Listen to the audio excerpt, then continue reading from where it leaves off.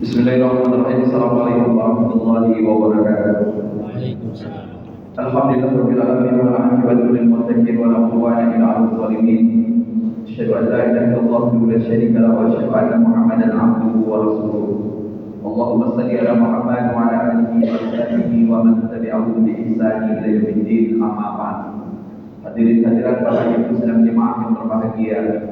Bersyukur kita kepada Allah Subhanahu wa taala dan limpahan rahmat karunia-Nya. Siang yang berbahagia ini kembali Allah mempersuakan kita di tempat yang mulia ini. Dan mudah-mudahan tentunya seluruh amal ibadah yang kita lakukan diterima oleh Allah Subhanahu wa taala. Salawat berberikan salam tercurahkan pada baginda alam Nabi Muhammad sallallahu alaihi wasallam. Allahumma shalli ala Muhammad. Mudah-mudahan tentunya kita senantiasa bersalawat kepada beliau. Kita termasuk di antara bagian orang-orang yang mendapatkan syafaatnya. Hadirin Bapak Ibu sedang jemaah yang berbahagia. Siang hari ini kita akan berbicara tentang bagaimana membangun rumah di surga. Kalau berbicara tentang rumah, maka sesungguhnya dia satu di antara kebutuhan pokok yang mesti kita miliki. Bahkan kalau kita lihat data yang diluncurkan oleh pemerintah, kebutuhan rumah saat ini bagi rakyat kita ini lebih kurang 9,9 juta. Sementara sampai hari ini pemerintah mengakui baru mampu menyediakan rumah itu 1,3 juta per tahun. Artinya lebih banyak orang yang hari ini tidak memiliki rumah. Dan kemudian pemerintah mengakui ada kesulitan, antara lain sulit untuk pengadaan lahan. Kalau ada lahannya yang jauh, kemungkinan besar masyarakat juga tidak mau menikmatinya karena alasan dana transportasi ke tempat kerja mereka. Dan belum itu lagi, bahkan suku bunga yang cukup tinggi. Bapak coba bayangkan hari ini, ketika kita kredit rumah yang sederhana, mungkin bisa jadi 15 tahun. Tapi ketika 10 tahun baru terangsur, setelah itu terjadi ekonomi yang tidak baik, lantas kita tidak bisa lagi membayarnya, apa jadinya? Maka rumah itu akan diambil oleh pengembang, kemudian kita kehilangan uang yang pernah kita stok selama ini. Itulah sesungguhnya buruknya sistem ribawi di negeri yang kita nikmati. Tapi Bapak Ibu sedang jemaah yang berbahagia. Sekali lagi rumah itu sangat penting. Terlampau besar atau kecil itu urusan nanti. Tetapi Allah mengatakan dalam Al-Quran, Wallahu ja'ala lakum min buyutikum sakana, dan Allah menjadikan kalian atau menjadikan bagi kalian rumah-rumah itu tempat tinggal.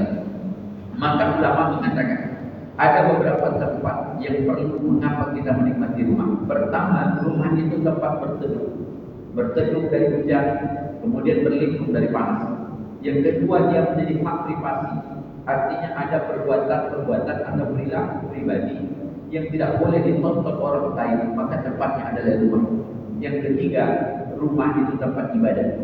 Maka di dalam Islam ada yang kadang-kadang ibadah itu bagus kita lakukan di masjid, tapi ada juga kadang-kadang di mana ibadah itu elok kita lakukan di rumah. Contoh sholat. Sholat itu kan ada dua kategori, satu sholat wajib, yang dua sholat sunnah. Kata Nabi, yang paling afdal untuk sholat wajib itu adalah di masjid. Tapi kalau ditanyakan sholat sunnah itu tentunya di rumah. Namun demikian, karena mungkin rumah kita jauh atau kemungkinan ada satu ketentuan yang membuat kita kehilangan semangat, maka kita datang ke masjid. Maka di masjidlah kita sholat rawatib, di masjidlah kita sholat sunat wudhu dan sebagainya. Mengapa? Karena memang disinilah kemampuan kita. Tapi bagaimanapun ketika Nabi mengatakan wala taj'al buyutakum maqabir, jangan kalian jadikan rumah kalian seperti kuburan. Mengapa? Di kuburan itu tidak ada sholat, di kuburan tidak ada bacaan Al-Quran. Maka Nabi mengatakan rumah yang tidak ada di dalamnya dibacakan Al-Quran, rumah yang di dalamnya tidak didirikan sholat sunnah, maka sesungguhnya itulah gambaran kuburan. Bahkan dalam konsep lain, apa yang dikatakan oleh Nabi, nuru buyutikum binuril Quran, terangilah rumah kalian dengan bacaan-bacaan Al-Quran.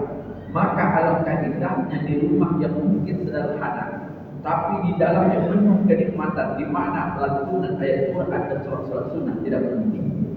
Bahkan Bapak Ibu sedang jemaah yang berbahagia, di dalam hadis Nabi mengatakan arba'un min sa'adah, ada 4 faktor yang memungkinkan kita untuk mendapatkan kebahagiaan. Yang pertama kata Rasulullah, al-mar'atus shalihah, yakni wanita yang baik atau istri yang elok. Mengapa kok istri yang dikatakan? Karena sesungguhnya rumah itu dijaga oleh istri. Satu di antara peran istri adalah menjaga harta suami ketika suaminya tidak ada di rumah.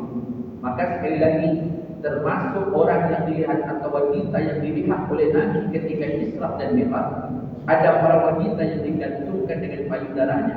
Kemudian Rasulullah bertanya kepada Jibril, "Ya Jibril, apa dosa-dosa wanita ini?" Kata Jibril kepada Rasulullah, "Dialah wanita-wanita yang memasukkan orang lain ke dalam rumahnya ketika suaminya tidak ada di rumah." Maka maaf, kebetulan mungkin bapak pergi bertamu, mungkin bapak jadi RT atau ada sebuah urusan. Tapi maaf, kalau ada seorang ibu atau ada perempuan yang tidak mengizinkan bapak masuk ke dalam rumahnya, kebetulan suaminya tidak ada, maka itu adalah wanita yang baik. Tak pula usah bapak berkecil hati, apalagi berselingkuh. Walaupun kemungkinan dia adalah saudara kita, tapi saudara yang bukan mahram, saudara yang bisa dinikahi.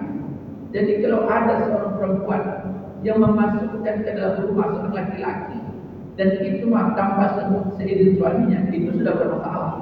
Maka tadi Rasulullah mengatakan ketika bertanya kepada Jibril apa kesalahan mereka, mereka adalah memasukkan orang lain tanpa seizin suaminya.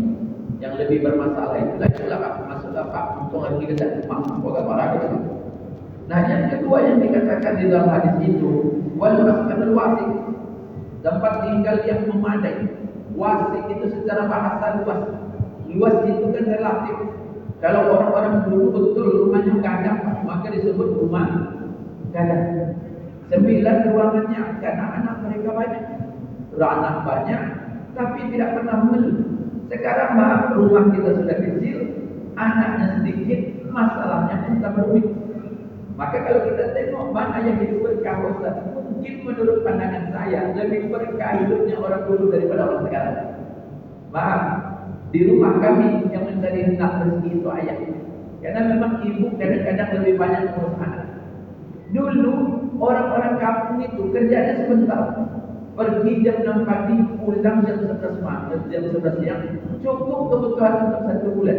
Orang sekarang pergi jam 7 pagi, pulang jam 7 malam, hutangnya masih lama di banyak.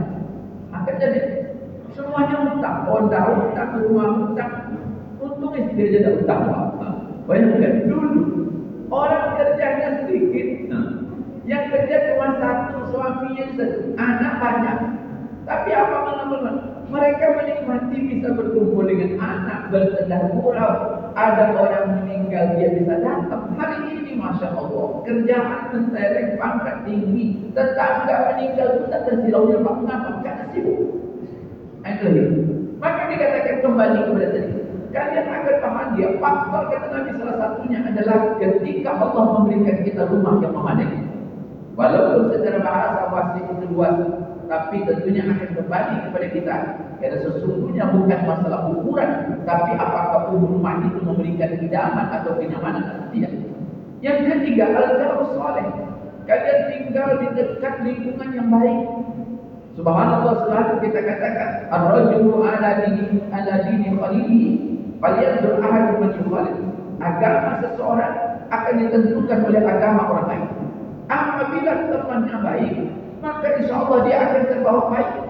Maka kalau tinggal di rumah, di kompleks, orang yang mungkin penjual narkoba, tak pun kita menjual narkoba, tapi kita dapat seberan nama gurunya. Subhanallah. Sama lah tempat-tempat di Pekanbaru ini. Ada tempat-tempat yang namanya lebih identik dengan tempat negatif, tapi tidak seluruhnya. Tapi kata tadi, ar-rajulu ala dini khalilihi, tetangga itu, kawan itu akan memberikan pengaruh. Maka bisa jadi kita pun tidak berbuat, tetapi orang menganggap kita sama dengan mereka. Nah, yang keempat apa kata Nabi? Al-markabul hani, yakni kendaraan yang bagus.